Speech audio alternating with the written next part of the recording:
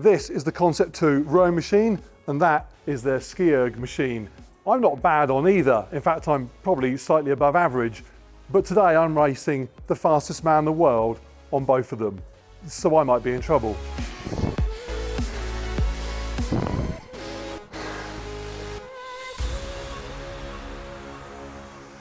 Now, I do use a rowing machine, but not very well and not very often. I am pretty quick, but that's just because of my size.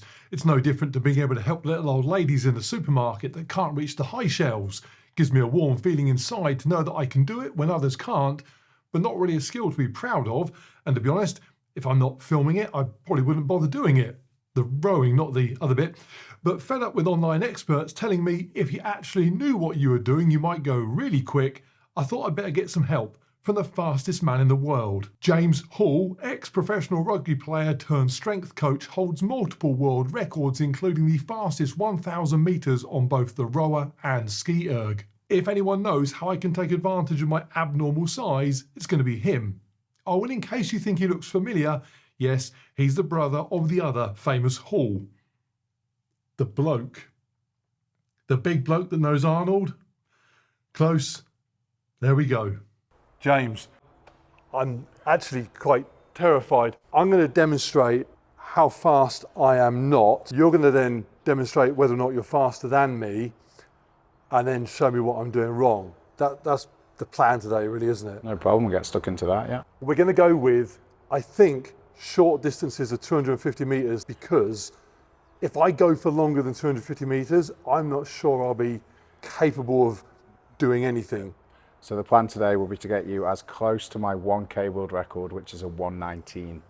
Okay, so you row at a 1:19 split for 1,000 metres for the world record. Yeah, and that's what we're trying to get you to do for 250, a 1:19. A 1:19 for 250? Yeah. Yeah, I don't think that's physically possible. No, and I'll explain why. When you use a Concept 2 rowing machine, it will display your pace per 500 metres as a way of showing speed. A bit like your car displays, say, 30 miles per hour. Doesn't mean you're driving for an hour, just means that if you did, at that speed, that's how far you would go. So if you row at, say, a 2-minute split, it means you'd cover 500 metres after 2 minutes, 1,000 metres after 4, and so on, assuming you kept the same split the whole time. So what is fast? Well, if you bring that split down to 1:30s, you're now shifting. It is 1,000 metres in 3 minutes. My 1,000 metre personal best is 3 minutes 1 second. It's also 2,000 metres in 6 minutes, and then you'd probably have some rowing clubs on the phone. And if you're thinking, I could probably do it for a short distance, well, last year we challenged people at my gym to row 1:27 splits for just 500 metres, which is the pace that Sir Steve Redgrave was going at when he set his own personal best for 2,000 metres many years ago. And the vast majority failed to do it. Oh, what's happened? Harry, you got to stay on your chair, mate. James would have done it in around 1:11, and he can hold a 1:19 for 1,000 metres, giving him that world record of 2:39. So no, I'm not holding that pace, even if only over 250 metres. Okay, I got a timing question. When's a good time to start giving you all my excuses? When you can't hit 1:19. I'm leaving it on 6 because Yeah, I now can't reach it. I've picked up a fault already. Already? Yeah, but crack on. Well then, in that case, my 3 minute 1 second, it's quite impressive. Given its average technique. Yeah, it's not terrible. Not terrible. That might be the most hurtful thing anyone's ever said to me. And I've been through a divorce. So you've got 3 leverages on the rower. You've got your knees, Yeah, you've got your hips, yeah, and you've got your elbows. makes sense. Okay. You're lacking one of those severely. I'm starting to think I'd have got better feedback from one of the other halls. So, warm-up complete. James wants me to now do 250 metres with the first 100 gentle, and then wind it up to hold below a 1:30 split for the remainder. He also explained how I should concentrate on translating my physical effort into power within the machine, which obviously all made perfect sense. What you're actually doing is you're trying to think about how you are leveraging the fan with your body. I don't know what that means, but Yeah, okay. So Right. 100 meters cruising, 100 cruising. and then as it gets towards 100, just start increasing the pressure Yeah. into the flywheel. So I interchangeably call it the flywheel or the fan. Yeah. Okay, it's the same thing. And just think about what we're actually trying to do in a nutshell is we're actually just trying to increase the force going into this. So this will sound louder Okay. ultimately because it's spinning faster. So you must be at 100 now. Right, let's see under 130 and just sustain something. That's it, 129, 128, that's it. Keep going, you've got 80, 70 meters to go. That's it. So you're sustaining that now just through that flywheel and your stroke rate, the force and the stroke rate. Cool. All right. So when you've had a bit of a breather, I'm going to set the monitor. That was all right. Yeah, well, it was all right in terms of you succeeded at what I asked you, but there's plenty to work on. You appear underwhelmed. Someone get me Jerry's number. Given what you've seen I just did, and seeing, stupid question maybe, but there's room for improvement. Massive room for improvement. Cool. So all the hecklers are actually got a very valid point. Most of them. Some of them will be talking absolute rubbish. But Yeah. yeah. Yeah, most of them, yeah. So we're going to go 250 for time. Oh, so we're now doing a proper... Well, are you ready for it? No, not really. But after a bit of a breather, it is now 250 meters flat out. And my aim was to try and hold a 1 minute 30 for 500 split. That's going to get me to 250 meters done in 45 seconds. My hope was that James would be happy with 45 seconds. It'd be 45 seconds the whole thing, wouldn't it? Yes. Okay. Yeah. So you'll be looking at somewhere around the 40-second mark for this thing. I got to say, I think it's important Well, it will be 40 because if you for double it, it'll be normal humans to understand. 140. Most people aren't rowing 45 seconds. You move in weird circles where everyone's rowing like lunatics. I reckon 45 seconds is... Yeah, it's a 400-meter sprint, isn't it? Around a track. Yeah. If you're on the Olympic team, then it's a run around the track. So with James hoping that I can channel my inner Michael Johnson combined with a dash of Sir Steve, I'm off. And I do get it down under that let's 130, go. but it is hard. In case you don't follow my journey here, I am not quite the athlete I was last year. Actually, I'm about 40 pounds more of an athlete than I was last year, and that's 100% Cocoa Pops. This was tough.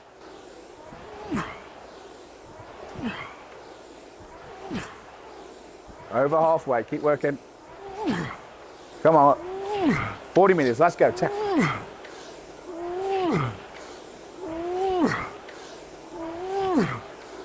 done. 126.3 average. Nice. I'll give you a minute. Yeah. Yeah, do that. So a 43.1, that is a 126.3 pace. It was horrible, and time to find out why. You are quite knee dominant. So knees obviously look after your quads, but you need to be a lot more hip dominant.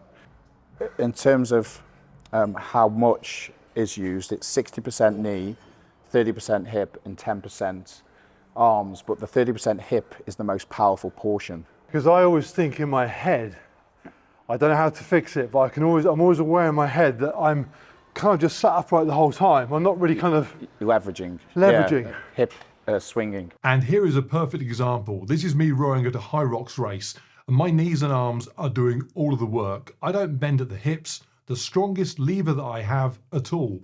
And what's really daft here is that this technique obviously exhausts my legs and arms.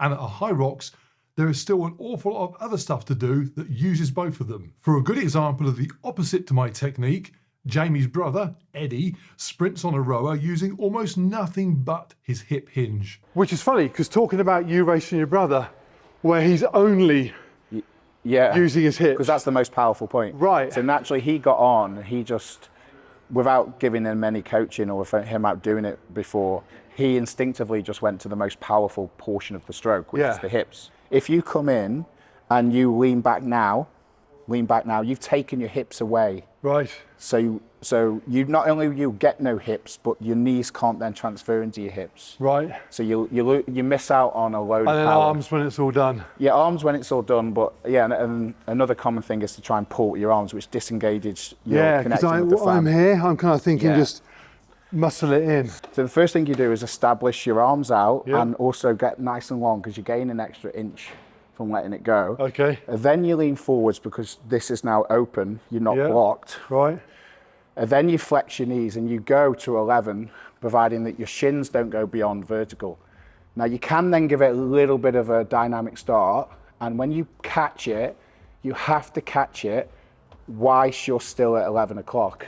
Okay. So if I then open up like this and catch it now, I've lost all that potential power in my hips, because you've not only lost from here to here, but you've lost all this speed you're going to give here. So this is the most powerful bit. This Yeah. is when you really make the fan go whoosh. Right. So tall rowers can sustain this angle here and get a fantastic reach.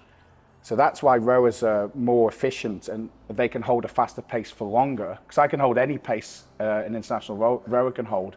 I just can't hold it past 1,000 meters. No. Because I haven't got the efficiency because my levers aren't as long. Yeah, and your boat would sink. Yes. But we don't care about those. So time for James to demonstrate a properly quick 250-metre sprint, and as well as being incredible to just witness this up close, it was also a perfect demonstration of the physics behind rowing power. That power is a combination of the force applied to the rower, the length of travel that force is applied over, and how quickly that length is covered. At 6 inches shorter than me, James might not have me beat on length, but the sheer force here that he applies, even over that reduced distance, and the speed at which he covers it, means he is vastly more powerful. That said, just because I understood the physics, it didn't make it any easier to comprehend, and I just watched it all in a state of confusion. I'm watching you. I don't know how you're going. It's a mind warp. Okay, teach me that. Okay, right. I want to learn that. Obviously this is done over time, but for me a row stroke finishes here. Right. Because once it's finished, you get no points for staying here. No. Get to here. So just in, out, and then the first thing you do is lean. Because if you engage your knees first, you are blocking yourself from getting to the monitor. So once you're here, you have to lean, and then you just go to the monitor and push. Because then you will naturally swing. But no further forward than there. The trouble with going more further forward than that is, if you come in, you mess Yeah. up the angle. So that position there, Yeah. Sit up on your bum. does that look about right? Yep. In my head, I'm thinking kind of like wasted inches, but that's okay. Well, you could when you're going fast. It's called being dynamic, and there's nothing fundamentally wrong with your heels coming up. Okay. Because Okay, I'm with you, yeah. Because if you go dynamically, you imagine I'm in the footwell here, I'm going to come, overreach, and then hit it with momentum. Yeah, yeah, So you will get, if you go just beyond, but you've still got to have that yeah. intention of pushing it, not pulling it. And then legs, And then back, then arms. And then arms, arms, arms. Go and get another stroke with your chest. And then you'll forwards, forwards, forwards, forwards, forwards, and push. Push, lean, Arms, arms. arms. Go and get another. Push. That is so. Arms, arms. Lean, Countering. lean, lean, lean, lean. Remember the hands, nice and long. Yeah, yeah, yeah. Push. Hands, go get it. Yeah, Legs, and push. legs, back. Yeah. Go. Going back to that power equation, it's quite easy to see the length that you are rowing and how quickly you are covering that distance. But the force that you apply is not so obvious. Luckily, there's an option on the display that shows that. Unfortunately for me. One thing we can do is watch the force curve. That's it. Try and make a nice peak through your legs. You're trying to get it to the ceiling. Yeah? Come and film that stupid graph. That's the same. It goes off the top of the screen. So this measures force. So when I start to push and my knees extend, then my hips get into it, you want to get this as high as you can when you're going for power. Anything 2K, 1K, 2K, it won't quite hit the ceiling. 2K it won't, it'll peak, but if there's no peak, it means you've never got a serious amount of force going through your hips. Yeah, when you say peak, you mean literally hitting the top of the bar, hitting and that's like, well, when you're sprinting 250, that's what you should be thinking, is how much power can I get into this thing? The trouble right now is as I'm doing it, I'm mentally thinking, do this now, do this. Yeah, that's the trouble. This is learned over months. Yeah. Not 10 minutes YouTube. Yeah. Yeah. And out of interest, we're on 6 here. Yeah. What do you do when you? So that's around 140 drag. That's where I did the world record at. That's interesting, right? You don't need any more than that, because then that affects the power equation, the force equation of how long I'm on it for. Yeah. Because if it's too heavy, I'm taking too long to get through it. Yeah. So I want to get through it and have the fan still spin fast. Yeah. So if I'm taking too long, I can never make that fan go whoosh. So everyone thinking, bigger the guy, move it up, nonsense. Not necessarily. Yeah. There is a sweet spot where you can still get through the fan really nicely and have it still spin fast by the time you catch it. Right. And so time to put my new skills into practice with another 250-meter sprint. And this is a good example of why becoming an expert at something takes a while. I was so focused on using my technique to ramp up my force, which worked great, I forgot to go quick, thus replacing one poor component of my power formula with another. I should add, I was also tired, and I currently have a list of injuries and ailments that reads like an episode of ER. Despite all that, I was faster by about half a second. Lean forwards, one more after this, and again. There you go, you beat it. Just. We got the fatigue factor as well. Do you know what, it felt better. It did feel better, and I've actually been on the rower in my gym a couple of times since then and got that 250 sprint down to just under 42 seconds. I've also started on a flexibility routine for my hips and lower back, so I can get that hinge pivot working more efficiently. That pivot has spent 50 years not pivoting, so it does need some work. Now, if you're wondering how I got on with James on the ski erg, well, the information that he gave me on that completely turned upside down how I've been using the thing. It was so good, it's going to go in a separate video up soon. So hit the subscribe button to catch that when it's ready. But a little sneak peek for you of my favourite moment, me and James head to head. Oh, hang on. I moved my timer had started, sorry. Well, okay, that's 1-0 by default. A huge thank you to FXT in Penkridge for the use of their gym, and of course to James for his time and expertise. If you want some of that for yourself, I'll stick his details in the description. He has a bunch of training options that you can get from him to go faster yourself. He really does know his stuff and has the world records to prove it. Just don't bother to ask him for help in the supermarket. He's not that tall.